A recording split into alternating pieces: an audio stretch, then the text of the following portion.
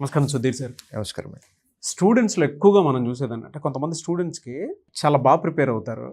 అంటే బయట మాక్ టెస్ట్లు కనుక చూసుకుంటే చాలా బాగా పర్ఫామ్ చేస్తారు. But when it comes to main exams చాలామంది స్టూడెంట్స్ ఫెయిల్ అయిపోయి వీక్ అయిపోతూ ఉంటారు. కంటిన్యూస్గా ఫెయిల్ చూస్తూ ఉంటారు. ఒక పాయింట్కి వచ్చేటప్పటికి వాళ్ళకి ఏమనిపిస్తుంది, క్విట్ అయితే బెటరా అనుకునేటువంటి ఆలోచన వచ్చేస్తుంది.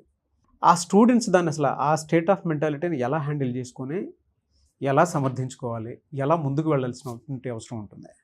లైఫ్ మీద ఒక క్లారిటీ ఉన్న ఆస్పిరెంట్కి ఈ ఫేజ్ చాలా ఈజీగా క్రాస్ చేయొచ్చండి. మీకు ఎంటైర్ లైఫ్ సైకిల్ గురించి మాట్లాడతాను. ఓకే.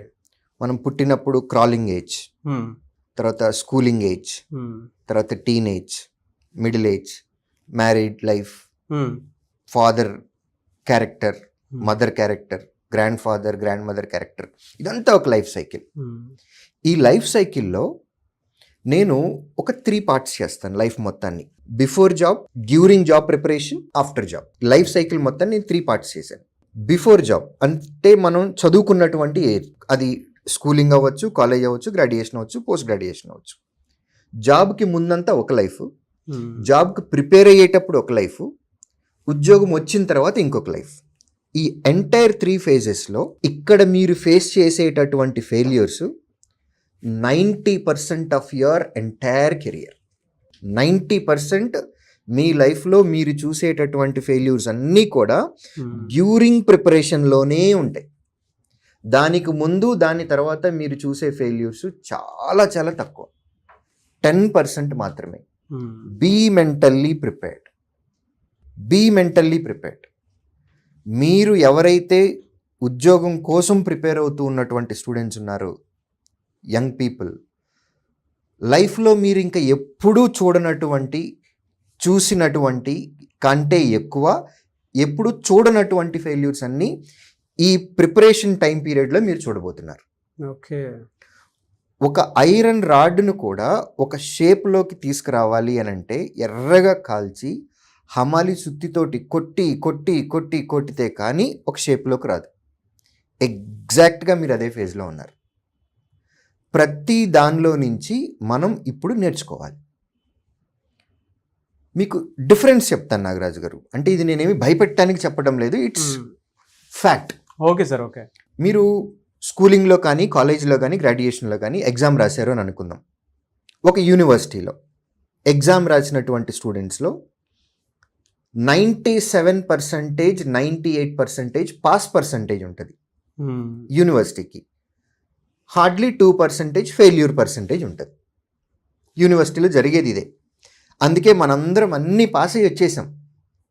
వీడియో చూస్తున్నటువంటి స్టూడెంట్స్ కూడా కాలేజెస్లోను, యూనివర్సిటీలోను వాళ్ళు రాసిన ఎగ్జామ్స్ అన్నీ పాస్ అయ్యి వచ్చేసారు. ఎందుకు? వాళ్ళు 97, 98% పాస్ పీపుల్ ఎవరైతే ఉన్నారో ఆ కేటగిరీలో ఉన్నారు. బట్ ఇప్పుడు రాస్తుంది కాంపిటేటివ్ ఎగ్జామ్. కాంపిటేటివ్ ఎగ్జామ్ అంటే ఒక పోస్ట్ ఒకళ్ళకే ఇవ్వాలి. మళ్ళీ దీనిలో బోల్డ్ అన్ని రూల్స్ అండ్ రెగ్యులేషన్స్ ఉన్నాయి. క్లర్కల్ అయితేనేమో స్టేట్ లెవెల్ సెగ్రిగేషన్, ఒకవేళ స్టేట్ గవర్నమెంట్కి వస్తేనేమో డిస్ట్రిక్ట్ ఇవ్వాలి, రోస్టర్ విధానం ఉంది, రిజర్వేషన్ కేటగిరీస్ ఉన్నాయి, ఏజ్ రిలాక్సేషన్స్ ఉన్నాయి. ఇవన్నీ కాన్స్టిట్యూషనల్ రూల్స్. ఇవన్నీ ఫాలో అవుతూ ఒక కాంపిటేటివ్ ఎగ్జామ్ రాసి అందులో నుంచి సక్సెస్ చూసేటటువంటి పర్సంటేజ్ 2 to 3%. కాంపిటేటివ్ ఎగ్జామ్ రాసిన వాళ్ళల్లో ఉద్యోగం వచ్చే వాళ్ళ యొక్క percentage 2 to 3%. 97, 98% see the failure. Success చూసేది 2 నుంచి 3% మాత్రమే. బట్ ఇప్పటి వరకు మనం చదివింది ఏంటి? 97, 98% పాస్ పర్సంటేజ్లో మనం ఉన్నాం. ఇప్పుడు అక్కడి నుంచి కాంపిటేటివ్ ఎగ్జామ్ రాసి టాప్ 2 to 3%లో ఉండాలి. సో సక్సెస్ అవ్వటానికి ప్రాబబిలిటీ చాలా తక్కువ, ఫెయిల్యూర్ అవ్వటానికే ప్రాబబిలిటీ ఎక్కువ. 97% ఫెయిల్యూర్ అవ్వటానికే ఛాన్స్ ఉంది. కాబట్టి బీ మెంటల్లీ ప్రిపేర్డ్. ఫస్ట్ నోటిఫికేషన్లోనే ఉద్యోగం రావాలి అని ప్రతి ఆస్పిరెంట్కి ఉంటుంది, ప్రతి టీచర్కి ఉంటుంది, ప్రతి పేరెంట్కి కూడా ఉంటుందండి. నా స్టూడెంట్ ఫస్ట్ నోటిఫికేషన్లో రావాలి, నా పిల్లవాడికి ఫస్ట్ నోటిఫికేషన్లో ఉద్యోగం రావాలని ప్రతి ఒక్కరికి ఉంటుంది. That's a desire.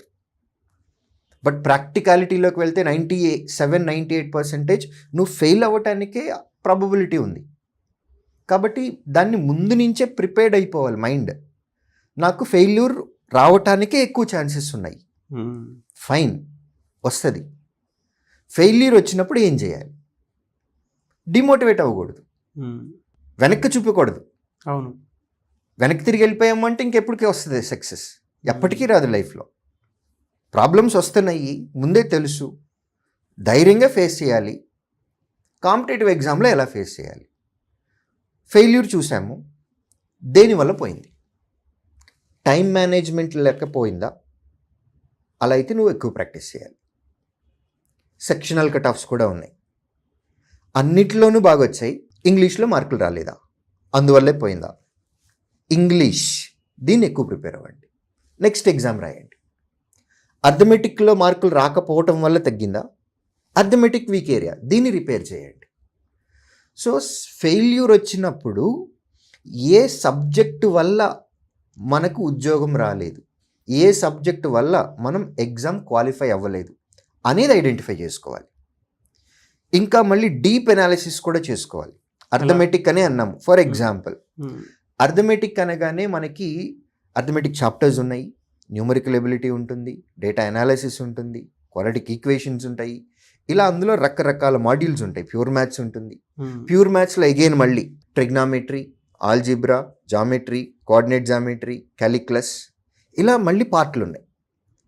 సో దీనిలో ఏ ఏరియా నుంచి మనకు మార్కులు రావట్లేదు, ఏది స్ట్రాంగ్గా ఉన్నాము, ఏది వీక్గా ఉన్నాము, వీక్ ఏరియా ఎగ్జామ్లో ఎక్కువ క్వశ్చన్స్ వస్తున్నాయా, ఇమ్మీడియట్గా దాని మీద కాన్సన్ట్రేట్ చేయాలి.